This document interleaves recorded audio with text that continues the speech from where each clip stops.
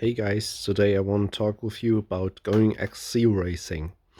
I divided this video into two parts. So one part is about going XC racing as an entry level, and one part is about the more advanced level. My cat is going here as well. So let's start with the more basic level and the entry level. First of all, you need to have a mountain bike which is capable of doing light trail riding and has enough travel to go light downhills. So, in my opinion, you can start with a 100 mil entry mountain bike, which is about in the used market, we're about 600 to 800 euros. You also can look for a new bike, but they are more expensive. I will at least spend 600 euros because under that you won't have that much fun with XC racing because the parts get so heavy you don't like it and pushing a very hard and very heavy bike on the hill. And for example, I show you this specialized Rockhopper 2018 as Expert edition. It has a 100 mil fork, which has already an air chamber. I would recommend this because the cheaper forks are with coil dampers and they get very clunky and don't damp that much. So this suspension is very important. Then I would go for very nice tires. I go with Maxxis Icon as well as the Aspen. They are very common in XC racing. And yeah, if you can afford it, I would also recommend you a drop a seat post because the courses are getting much more technical, and you can have a very big time advantage if you go with a drop seat post. By the way, your fork does not have to have a, remote lockout. If it has, it's very nice, but if not, it's not that important.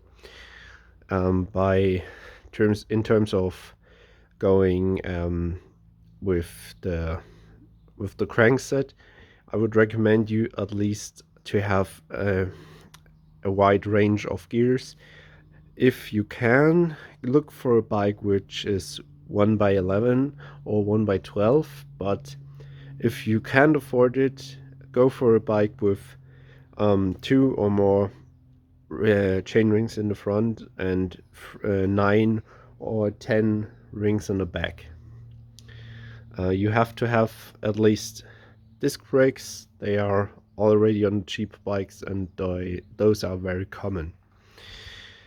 If you don't have a fancy watch like I do, which is a Garmin watch, you can also go for a tachometer. They are not that expensive and I would recommend you this because you can see your times in XU racing, and this is also very important for the courses. If you have to overtake somebody and have to think about what you are already capable of and what you did and see your time. And what's also needed is a nice helmet which fits your head. And I would also recommend a pair of gloves because some courses may have to use gloves, and in all courses in all races you have to use a helmet. You can go with clipless pedals, but if you don't want it, if you don't want them, you can also use normal flat pedals. for the start, I also used the flat pedals. You can use clipless pedals, but for entry level, I would say flat pedals are fine. Now for the more advanced level, I have this Track Pro caliber 9.6.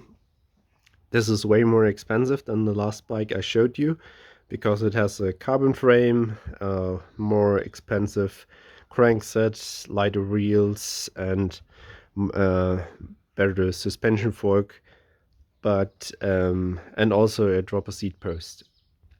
So this bike is about 2,300 euros at the moment, and some parts are custom, but for example, this bike is similar to the last bike, but it's much lighter, and you also feel a quality difference.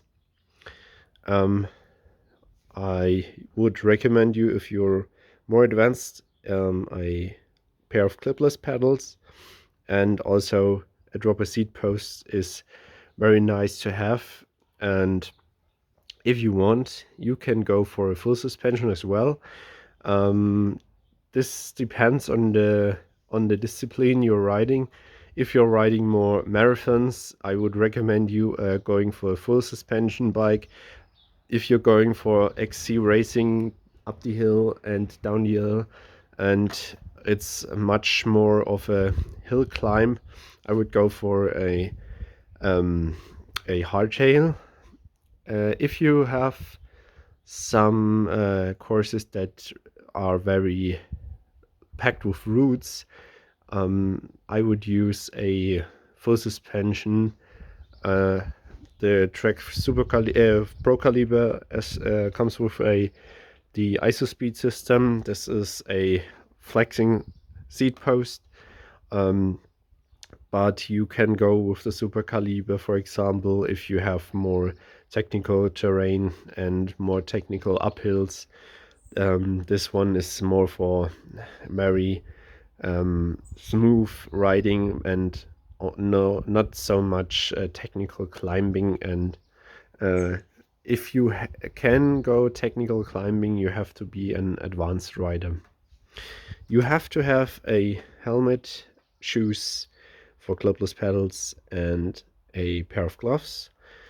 And you also can go with a very thin and very tight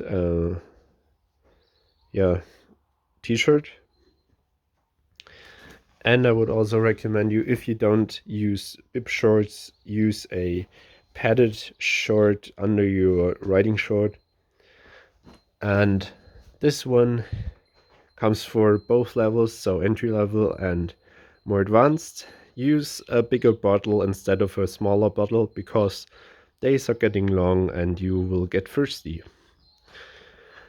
Refilling is not an option in a race, so go with the bigger bottles so you can drink a bit more.